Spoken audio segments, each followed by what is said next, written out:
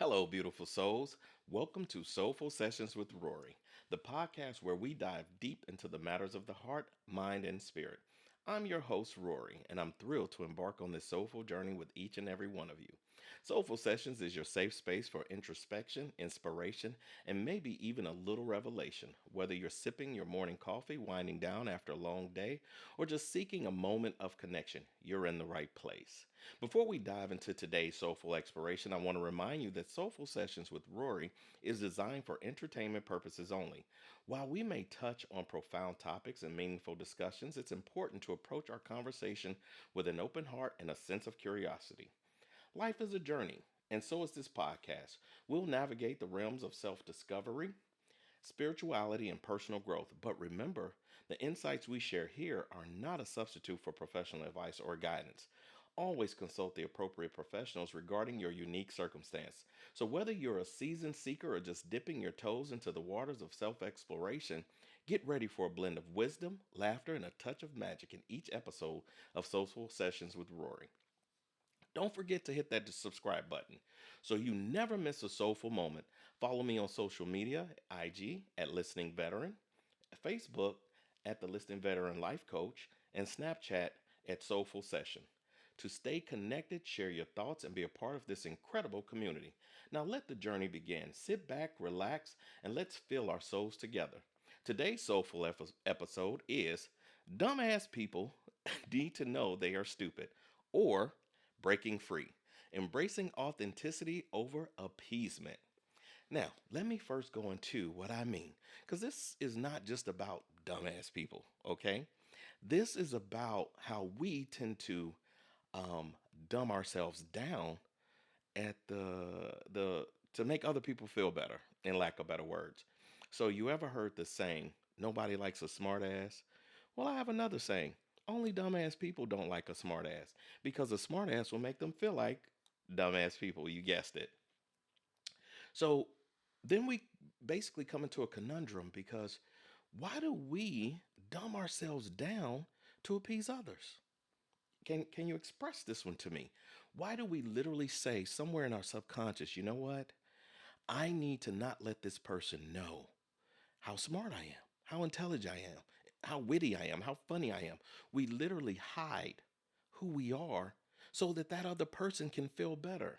You know, have you ever been in a situation where it was a job, a group of friends, even your parents, where you said, you know what? I can't let them know how smart I am.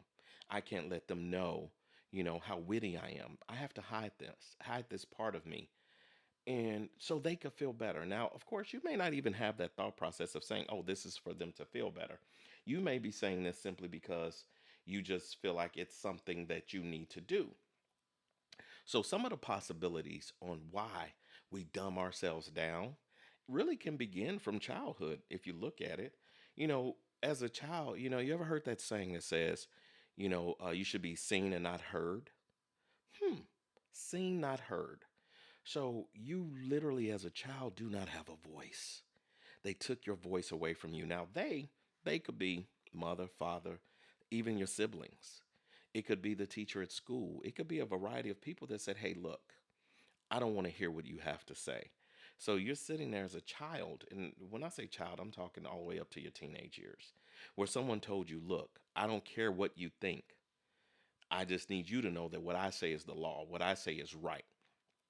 So you begin that journey like that. It's oh well, I can't tell them how I feel because I'll get in trouble. So you literally began a crusade of dumbing yourself down, and it started at home. Or you had a brother or a sister who told you, well, I'm the oldest, so I know best, and you begin to doubt. Let's remember that word.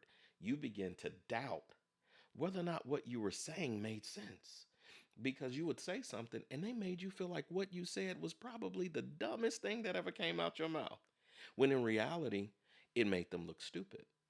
So to them, they're going, wait a minute, this guy's smarter than me, but he's younger or she's younger. She shouldn't know this. So I'm going to lie. Yes, I use the word lie. I'm going to lie to make them feel inadequate, insecure, because I need them to know that every time they open their mouths, they're going to be stupid. They're going to be dumb. So whenever you challenged someone's belief system, they made you feel a certain kind of way. So now, subconsciously, you begin dumbing yourself down. Whereas if you go around a group of people and everybody's throwing out ideas and ideologies, you're going, oh, I have a wait, let me not say it. I don't want to I don't want to feel stupid. I don't want to be dumb. So let me not say it. I'm just going to sit over here and not embarrass myself. So you take that same thought process into your adulthood where you no longer want to embarrass yourself. You don't want to embarrass yourself because someone told you years ago that what you say has no relevance. Oh, we're back to my favorite word, validation.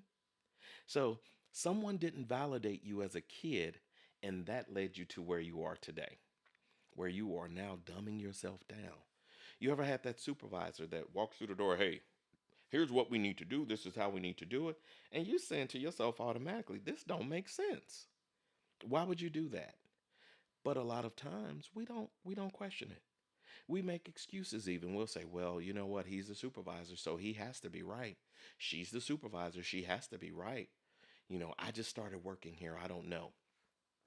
Perfect example. I knew somebody that got a job in the medical field. They'd gone to school for so many years and all of a sudden, they went through, the residency portion of it and they got into a place whereas they were questioning their own ability.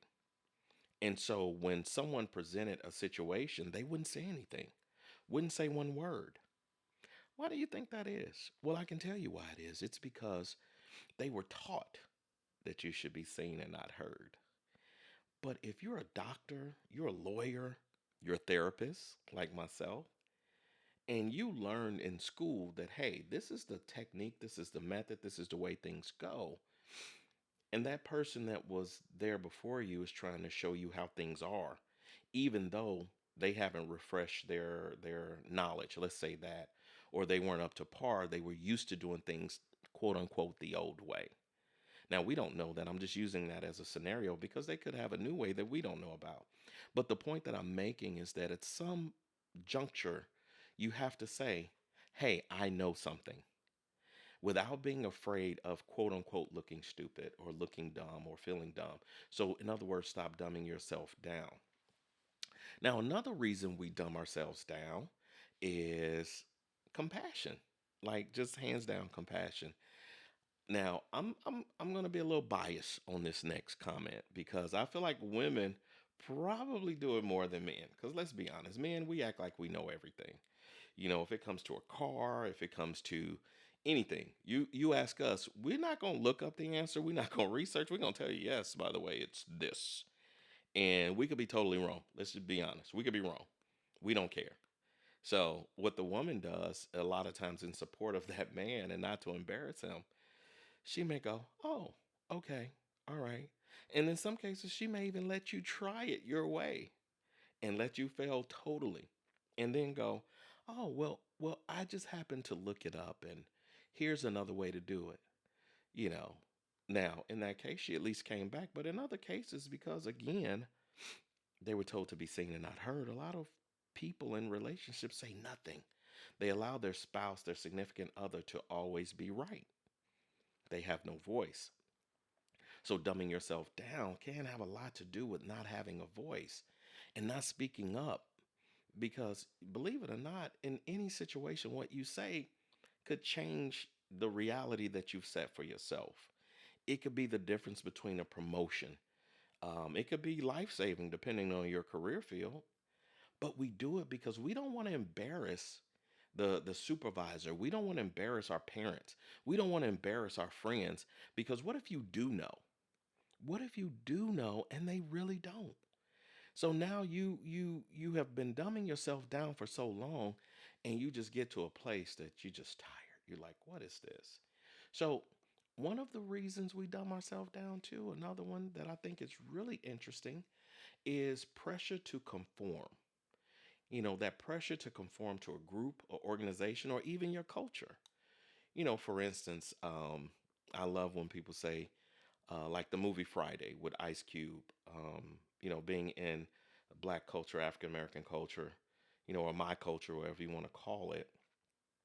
Say, you haven't seen that movie? Oh man, you don't know. You how can you say you black if you've never seen this movie? Or if you haven't done certain things, they're saying that you're irrelevant. They're not validating you. Because again, we're going back to that word validation. So a lot of times we won't speak up and we dumb ourselves down because we don't want to be embarrassed. Or if you're saving someone else from that situation, you won't mention the movie. You won't mention certain things because you don't want them to feel inadequate or insecure.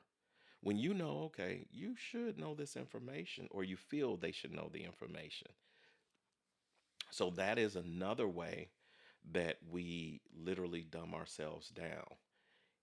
I feel like the pressure to conform in an organization is when you work for a major company, or maybe you're in the service, the Navy, Air Force, Marines, or even the Army. And again, the Army is a culture, or the Air Force is a culture, the Navy is a culture. And they're telling you, oh, we do things like this.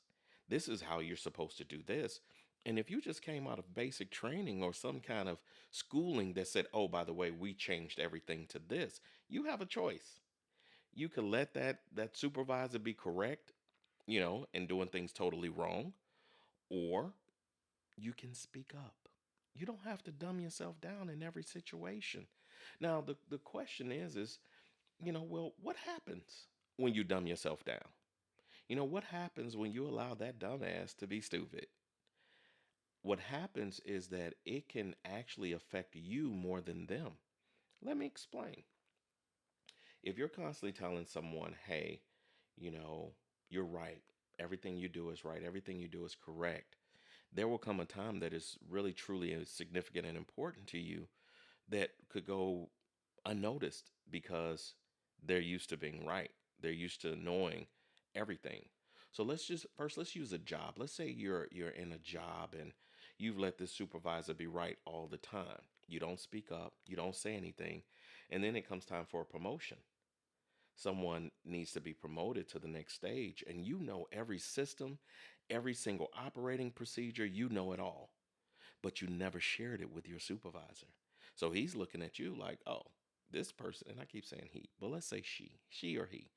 Let's just say this person is looking at you going, well, they don't know because they've never given me an inkling of an idea that they know anything. I always have to tell them what's going on. Now, you do have those instances where you could speak up all the time and that person just can't hear you. That's another story. But what I would advise is, put it in writing, send it in an email. Dear madam, dear sir, da da da da da. But we're not talking about those moments. We're talking about genuinely where you don't say a thing, where you aren't speaking up for yourself. You aren't saying what matters. So that's how it can affect you. That's how it can change everything that's going on. Another way in a relationship. And man, I gotta talk to you guys. I gotta talk to you because if you have a woman and you're sitting up there basically telling her, you're right, everything's right that you're doing, and you don't have a voice, at some point she may question, why does she need you? Because if she has all the answers and you have none, why are you there? Now, I'm not saying you have to be rude. All I'm saying is that really pay attention to where you don't have a voice. Stop dumbing yourself down to appease other people. That can end badly.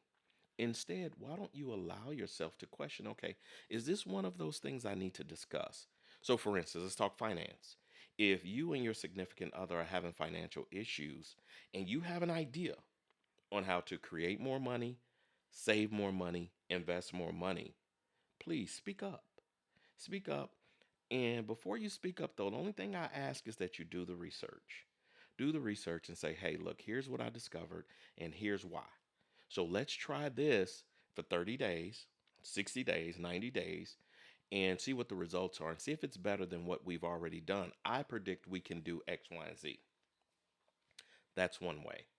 But let's say it's just a belief system about how to raise a child. Again, don't be quiet because their way is what they say. Oh, this is my child. It's going to be my way. Whether it's male or female, please take the time to say, I understand how you feel, but this is my thought process. What do you think about that? Or is this another possibility? Because the more you don't speak up, the more that you dumb yourself down for the pleasure of other people, and I use the word pleasure because, yeah, you are doing it for them, it affects your self esteem, it affects your self efficacy. Your insecurities become greater. Now, of course, like I said before, this is just my opinion. And if your opinion, if your, excuse me, if your insecurities are increasing, then at some point it just gets worse as the years go on. Now, depending on who you are as a person, you could have that moment where you explode, but we'll get into that in a minute. So you have to get to a place where you are saying what you desire and what you deserve, and you acknowledge who you are. If you don't know who you are, then make a decision on who you want to be. Do you want to be that person that has no voice? If you don't want to have a voice, okay, then keep doing what you're doing, and this isn't for you. But if you've decided, you know what, Rory, I refuse to not be heard anymore. I refuse to appease someone else for their own gratification. I have a voice. I'm going to use my voice. Now, what if you use your voice and they don't agree with you? So what? It's not about them. It's really just about you expressing yourself. They don't have to agree, and you don't have to be right. They owe you nothing, and you don't owe them anything. So stop dumbing yourself down, because every time you do that, you're taking away from you every single time. So I need you to really focus on the situations. So when you go to work, ask yourself, who do I not tell the truth to? Who do I avoid just so I don't have to tell them that, you know what, no, I don't agree with that. And once you do that, you then begin unpacking your fears and your insecurities, because you're telling yourself, you know what, I'm not afraid to speak my mind. I'm not afraid to say how I feel. Now, there's some things I want to point out. There's a difference in tact and tactless. So just because you're speaking your mind, just because you're saying how you feel, that does not mean that you're supposed to be rude. That doesn't mean you're supposed to be mean. So you have to, well, you don't have to, but I suggest that you create a balance. Creating that balance and saying, you know what? All right, cool. Um, Supervisor, what you said, I understand what you're saying. However, what I learned that if we do this way, here are usually the results. Do you still want me to try it this way? Well, person, how did you find out this way? Where did you get that information from? Well, because A, I do the job every day. And in the last 6 months, this is what has happened when I do it this way. Or I learned from such and such because they did it this way and they pretty much developed the same things. Okay, well, let's try it your way. Now, in a relationship, it's the same thing. In a relationship, you have to learn to use tact. You got to be able to say, hey, love, I really appreciate you sharing that information with me. There's a way that I thought about as well that could benefit or possibly benefit us. Would you like to hear it? Now, they may say yes, or they may say no. Okay, if they say no, then you can insist, well, I really would like to share this information because I think that it may change the outcome. So at least hear me out. What does it hurt to hear me out? Well, how would you know? Well, let me just tell you. And then you tell them. Now, if they're just reluctant and they don't want to hear anything you have to say, you got a whole nother problem that you might need to deal with. Because communication is not just about talking, it's about listening. So you listen to them in every aspect of what they're trying to tell you, and then you suggest. Keyword suggest. When you're having a conversation, it's all about delivery. If you come off rude, defenses go up. If you come off trying to make them look like, lack of better words, a jackass, their defenses is going to go up. So you have to put yourself in their shoes.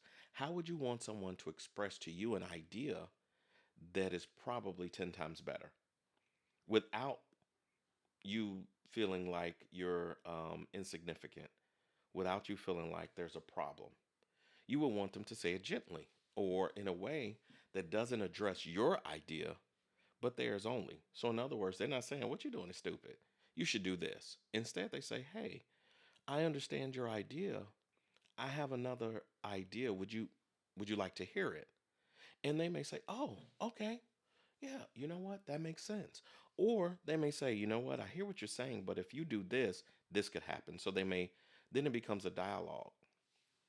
But what you're doing in this instance is you are unpacking your fears and your insecurities, because now you're not worried about whether or not you're right or wrong. You're not worried about what they think about you.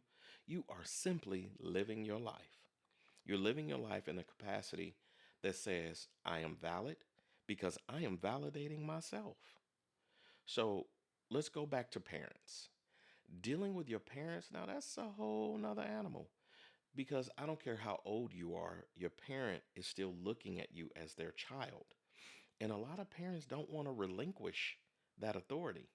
See, the authority is the problem. It's not what you're saying, it's how dare this child tell me how to live?